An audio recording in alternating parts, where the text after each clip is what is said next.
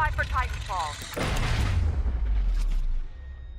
Hey Titanfall legends, I'm your host Rob, and this is my Monday series, Titanfall 2 Spectates. How it works is, we'll be accepting gameplay from the community, then I'll be shoutcasting over the gameplay and analyzing it for strengths and weaknesses. My goal is to help you improve your game, as everyone can benefit from a little bit of review, myself included. In today's video, we'll be focusing on playing to the strengths of your loadout. If you'd like to submit your own gameplay footage, head over to tflegends.com. It doesn't have to be ultra 4K footage, but good quality is always a good thing. So again, if you want to submit your own gameplay, head over to tflegends.com. A link will be in the description. Now let's kick this off. Titanfall 2 has a comfortably long list of weapons, abilities, and titans to choose from. Those weapons and abilities can be mixed and matched into some crazy combinations, but they can also be streamlined into a synergistic build that's tailored to a specific purpose. To prove that point, we're going to watch some gameplay from Guk1012 and Galwin.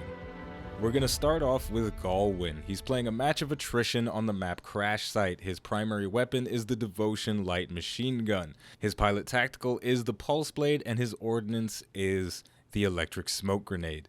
So he's got a very powerful primary weapon, a lot of group support from his tactical ability, and also the electric smoke is a very versatile item. We're going to see right here, he's going to chuck that thing out, and it's going to provide a sort of cover for him as he tries to cross this gap. Crash Site, when the match first starts, you got two teams sort of charging at each other in this D-Day-like scenario, and getting to this alternate position, Galwin is going to be able to mow some people down. So now he's got the cover of the environment, so he can pretty much rain death on people's faces. They're not even ready for him at this point, so he's going to do some nice things with the Devotion, reloading a little bit more than he probably needs to, but better safe than sorry. You don't want to have less bullets than you need.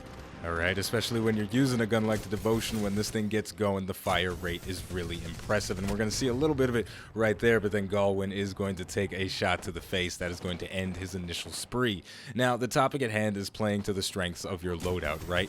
Galwin is definitely playing to the strength of his primary weapon, in the sense that he's charging it up, he's letting that fire rate get ramped up so he can do maximum damage as quickly as possible. If anyone happens to walk into his path while he has his gun ramped up to its maximum fire rate, they are going to get completely obliterated, right? He's ramping it up, dead. Ramping it up one more time, he's keeping it ramped up, and then dead. So he's not moving around too much because he wants to be able to keep enemies in his sight lines for as long as possible. Right now we're seeing him using the full fire rate of the Devotion on some grunts, and he got a little bit of collateral damage there on an enemy pilot that was sort of running around acting the fool, and then another enemy pilot is going to come out and get it as well. So Galwin is definitely playing to the strength of his primary weapon. He's using the Devotion the way it's meant to be used. He's not being an acrobatic pilot, but that's because he's not using the submachine gun. If he was using the Vault or the Alternator, then you'd want to see him running around doing all sorts of craziness, swinging from trees like Tarzan and Spider-Man and all types of foolishness. But when you got a light machine gun in your hand, it's okay to take it easy and slow down. On the opposite end of the spectrum, we have Guk. He's running with the R97 submachine gun. The pilot tactical is grapple, and he's also running with the electric smoke grenade. And we're going to see a dramatic shift in the playstyle. We're going to see a lot more movement, a lot more speed, a lot more agility, and a lot more use of the full extent of the pilot's jump kit. We're jumping into a match of attrition on Exoplanet, and we're already starting to see Guk is playing to the strength of his loadout. And what does that mean? Well, unlike Galwin, Guk is using a primary weapon with a very short maximum effective range. So he wants his targets to be right up in his face, just like that. If people push up on Guk, they're gonna get blasted real quick, and it's gonna hurt. They're not even gonna realize what happened. But the downside is, if they're even a few meters away from him, he's going to have to tap that gun real gentle in order to get the kill. The R97 has a very, very strong recoil. He's using his grappling hook to cross over one of the longer sight lines on this particular map, and then he's returning to an area where he can make use of his gun's maximum effective range as best as possible. So here's the deal. I'm going to say effective range at least 3 more times before this is over. What Guk wants to do is whenever he engages an enemy, whether they see him or not, he wants them to be within the range of his weapon. Now this guy, he didn't know what was happening. He wasn't ready. But if there does happen to be another target, Guk wants to make sure that they are close by, so he's sticking to the interiors of the map. He's not going out so he can have this long-range firefight with somebody with a hemlock, because they're always going to win. And this is getting a little bit intense, but he is going to go for the melee to finish him off. He did not have much ammunition left in his gun in that situation, but that's okay, because pilots, they hit like Mike Tyson. You just come in, clock somebody real good, they're done. Alright, so playing to the strengths of your loadout, it's a very simple concept, but it's one that sometimes, you know, you neglect it, right? And you don't really pay too much attention to it. You start using a gun just because you like it, but then you're not paying too much attention to the performance of the weapon.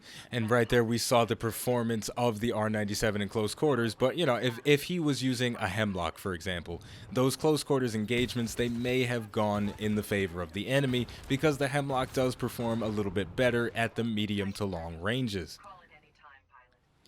Alright, now before we close out for the day, we're going to take a look at a little bit more gameplay from Guk. He's already doing a great job, but he's playing to the strengths of his Titan's loadout as well. So it's not just when you're running around as a pilot, you can also optimize your gameplay when you're playing as a Titan.